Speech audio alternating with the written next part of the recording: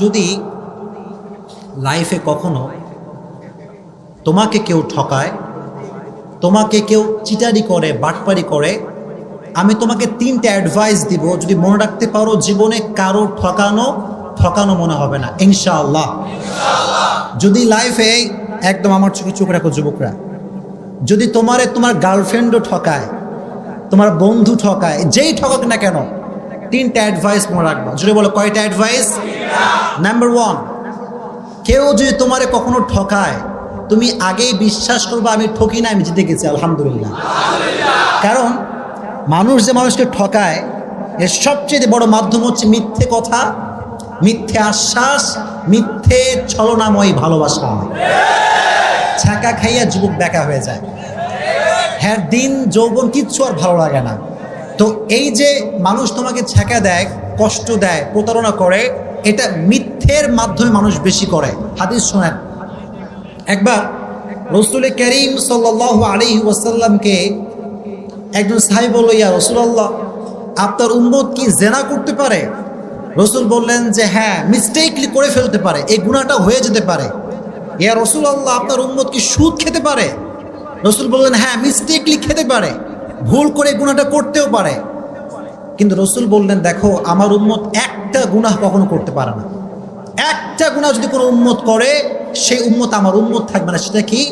যে উম্মত মিথ্যে বলবে, সে উম্মত আমার উম্মত হতে পারে না। ঠিক কিনা বলেন?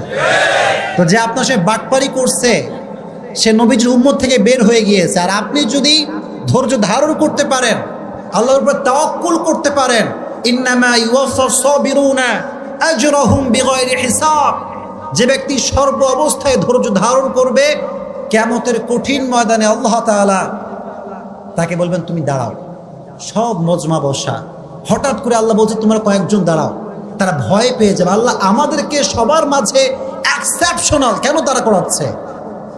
আল্লাহ বলবে তোমরা যদি ধৈর্য ধারণ করেছো, আজকে বিনা হিসেবে জান্নাত চলে যাও। এত আস্তে সুবহানাল্লাহ পড়ে কেন রে? আর একটু জোরে পড়েন সুবহানাল্লাহ। তাহলে কেউ আপনার ঠকাইলে আপনি ঠকছেন না জিতছেন? Number 1 advice.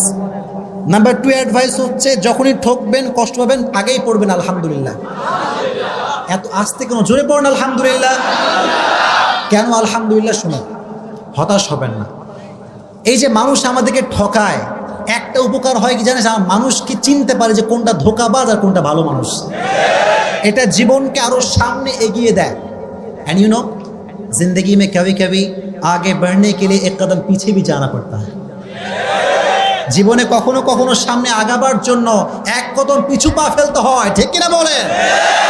মিজানুর রহমান আজহারি বলেছিল, আধারে ভয় পেও না, আলো আছে আড়ালে, অন্ধকার পালিয়ে যাবে তুমি উঠে দাঁড়ালে। আমিও সেই কণ্ঠে কণ্ঠ মিলিয়ে বলতে চাই, যুবক, ছ্যাঁকা খেয়ে বেঁকা হয়ে যাও না, শক্ত হয়ে দাঁড়াও, শপথ গ্রহণ করো, এস্টাবলিশ হয়ে দেখাও। আর যে মানুষ তোমাকে ধোঁকা দিচ্ছে, আগামীকাল সে আফসোস করতে করতে মরবে।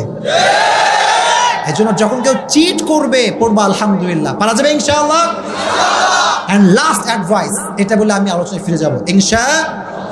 যদি কখনো তোমাকে কেউ ঠকায়, মনে রাখবা যে মানুষকে ঠকায়, সে তার লাইফে সুখ খুঁজে পায় না। ঠিক না?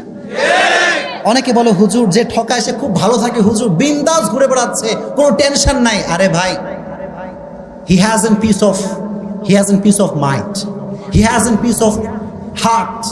মানুষকে যখন মানুষ কষ্ট দেয়, আল্লাহ তার মানুষের মনের যে প্রশান্তিটা কেড়ে ফেলে। এই জন্য যে আপনাকে কষ্ট দিচ্ছে, সে আসলে জিতে নাই, সে হেরে গেছে। জিতছে না হারছে? এই জন্য সবসময় যত দুঃখ আসুক, যত কষ্ট আসুক, সবসময় পড়বেন আলহামদুলিল্লাহ। এই কুমিল্লা মানুষের মরা কেন তুমি বুঝলাম না? পড়েন না আলহামদুলিল্লাহ। ওয়ালা সাউফা ইউতিকা রাব্বুকা ফাতারদা। তুমি যদি বিশ্বাস এবং ভরসা আল্লাহর উপরে করতে পারো, অচিরেই তোমার রব তোমাকে এমন কিছু দিবে, তোমার জীবনের সমস্ত দুঃখ কষ্ট আল্লাহ তাআলা দূর করে দিবে। সুবহানাল্লাহ পড়েন। এই জন্য যুবক ভাইরা, ছাকা খেয়ে বেকা হওয়া যাবে? এই কথা মনে থাকবে তো ইনশাআল্লাহ। আমি আসছি মোটিভেট করার জন্য, আমার কাজই তো এইটা। কি আমার ওয়াজ আপনারা শোনেন নাই?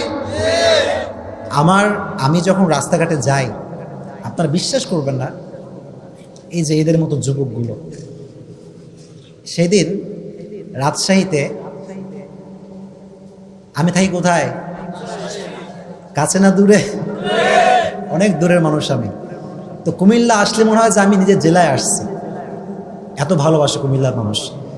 তো আমি বাইক নিয়ে গেছি বাইরে রাস্তায়, শোনেন ভালো করে শুনবেন। তো আমি লেখালেখি করতেছি যে কি ওয়াজ করা যায়, লেখালেখি করতেছি। হঠাৎ করে একজন যুবক পা ধরে কান্না শুরু করছে, আমি নিজেই ভয় পেয়ে গেছি। পা ধরে আর ছাড়ে না, গ্রামের ভিতরে আমি নিজেও ভয় পেতেছি, এই ছেলেটা কে, এরকম কাঁদতেছে কেন। বলতে হুজুর আপনি এখানে কি করেন, আপনার ওয়াজ শুনে আমার পুরো জীবনটাই পরিবর্তন হয়ে গিয়েছে। আমি বললাম যুবক আমার কোন কথা তোমার গায়ে লাগছে? বলে হুজুর আপনি একটা কথা বলছিলেন যে ভুল মানুষকে ভালোবেসে আফসোস করা যাবে না।